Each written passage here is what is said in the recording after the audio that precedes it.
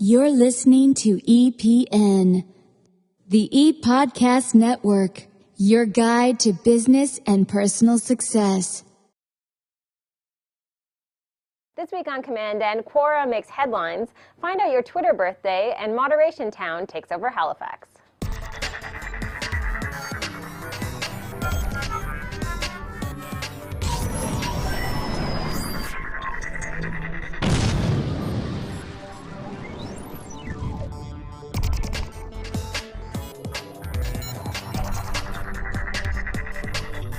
Welcome to episode 234 of CommandN. I'm Amber.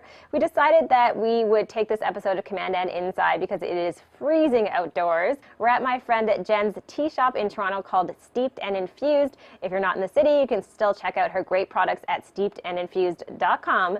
Now let's check out the tech headlines of the week.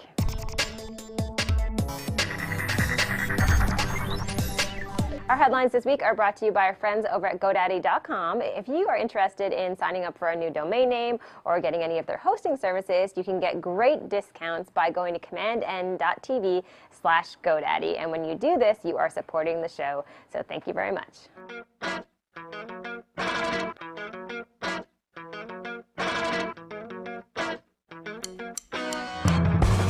Kevin McDonald's YouTube video is almost finished. On July 24th, he asked YouTube users from around the world to upload their favorite moment from the day. He received more than 80,000 clips, and the final movie will be premiered at the Sundance Film Festival in January.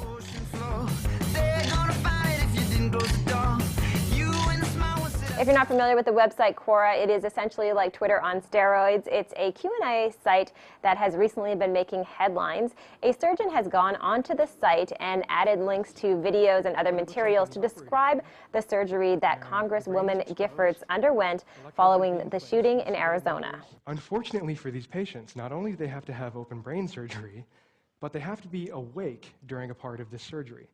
German researchers have created software called Expire that allows you to delete images after they've been posted for a certain amount of time on multiple social networking websites. The software only costs a few dollars a month. However, remember that while those photos were live, it was possible for someone to right-click and save them.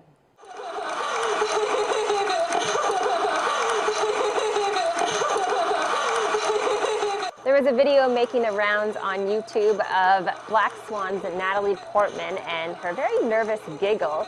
It has now been viewed more than 400,000 times. My friend Drew Mack on Twitter thinks that this will be the next Rickroll. Let's hope not.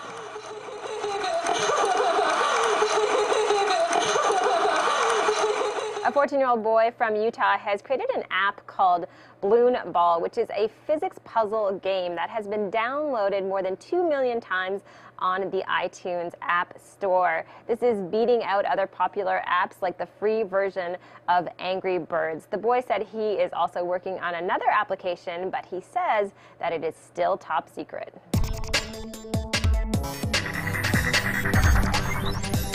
For our social media tip this week, I have 3 great sites for Twitter addicts. The first one allows you to find out the day that you joined Twitter. It also helps you find the first person who you followed. Next up is a site that allows you to figure out who quit following you on Twitter. So this gives you a sense of your messages. Maybe you posted something that was insulting or rude to someone and a bunch of people dropped off of your Twitter account.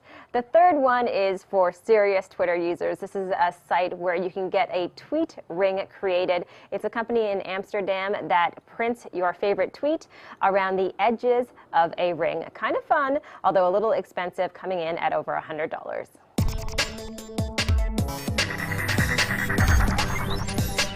Alex, you know that we're behind with our clients. So either you need to prioritize recruitment or consider your staff turnover rate. You've got to pull yourself together, Alex. You've got to be the hedgehog. You've got to get the right people on the bus. What does a hedgehog driving a bus have to do with anything? The plot of Moderation Town is basically a small town in Nova Scotia loses its industry, and they have to figure out a way to make some money. And one guy, our main character, Alex Carpillo, he comes up with the brilliant idea of starting his own moderation company. We do a lot of interactive media projects, and we have to moderate them for many, many years afterwards. And we find that actually that long-term moderation exposes you to all kinds of interesting subcultures and communities and things, and it starts to really affect the way that you see the world after you've spent a lot of time online looking at the kind of things that people would say when they're anonymous. And it started to really shift our focus as we saw all these small towns around us closing down and reinventing themselves as call centers and things like that. And we thought, wouldn't it be bizarre if an entire small town with not much experience of the internet just decided to become all internet moderators and to outsource corporate moderation to all these different companies. And the way we kind of say it is that it's like they're just drinking from the fire hose of the worst parts of the internet. And that starts to affect everything about the town. We don't need to listen to these trolls. We need to throw acid on trolls. That's one of the only ways to damage them. They're like the sand people from Star Wars, you know? They just come out of nowhere with these staves in their hands, and they're gonna get you. The project started when we saw this idea of web series really starting to grow, and right in tandem with that, there was this new program that the Independent Production Fund launched called the Web Drama Series, and so we proposed the idea to them. They loved it, and they also came on board with Film Nova Scotia to put together the sort of funding package that allowed us to put this thing together.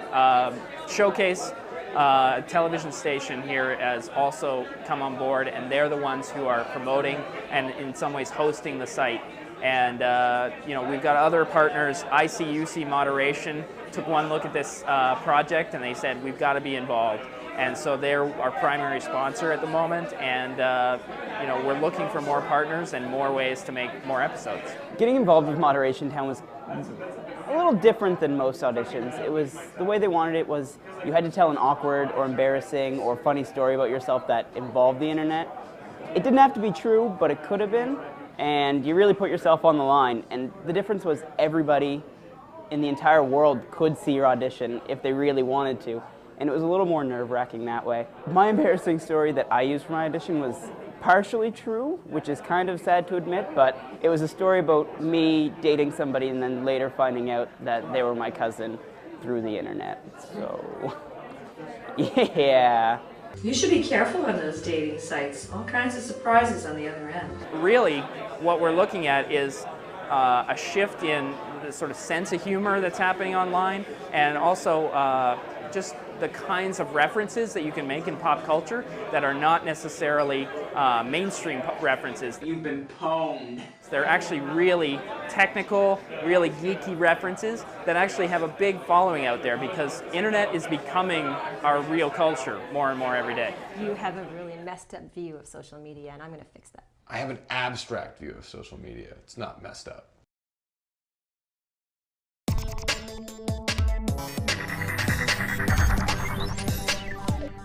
Our web pick this week is a site called If It Were My Home that allows you to get a sense of the scale of disasters all around the world.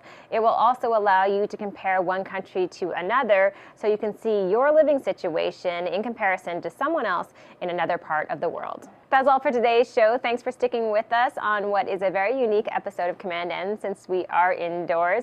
If you have any comments or any feedback, or you have a web pick, we'd love to hear from you. All you have to do is visit us online at CommandN234 or check out our Facebook page or Twitter account. Thanks for watching, and we'll see you next week.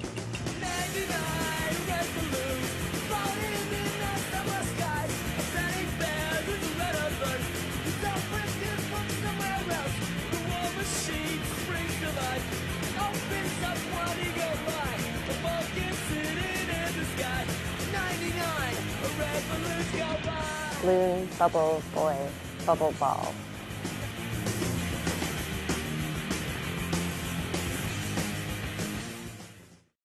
The E-Podcast Network, supported by the most renowned success stories in business today.